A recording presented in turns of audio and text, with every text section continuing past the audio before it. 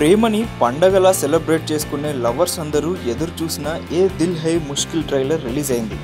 రణబీర్ కపూర్, ఐశ్వర్య రాయ్ బచ్చన్, అనుష్క శర్మలు నటించిన ఈ మూవీని కరణ్ జోహర్ డైరెక్ట్ చేశాడు.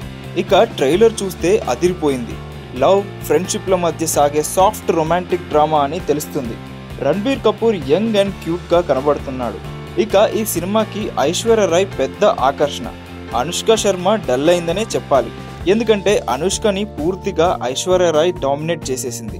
ఐశ్వర్య రాయ్ అనుష్క శర్మ కంటే చాలా చిన్నదిగా కనబడుతుంది. ఆంటీ వయసులో ఏంటి సెగలు అసలు.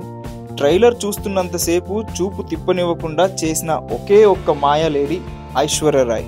ఈ ఏజ్లో కూడా రొమాన్స్ చేస్తే ఇంత హాట్గా ఉంటుందా అనిపించేలా చేసిన ఐశ్వర్య రాయ్కి ఫ్యాన్స్ ఫిదా అయిపోతారు. ఐశ్వర్య రొమాన్స్ అండ్ హాట్నెస్ ముందు అనుష్క క్లీన్ స్వీప్ అయిపోయింది. మొత్తానికి ట్రైలర్లో రణబీర్ కపూర్, ఐశ్వర్య రాయ్ల కెమిస్ట్రీ కుమ్మేసింది.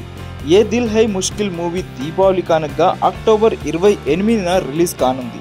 ఫైనల్గా ఒక మాట, ఈ సినిమా రిలీజ్ అయితే థియేటర్స్ చాలా రష్ అవుతాయి.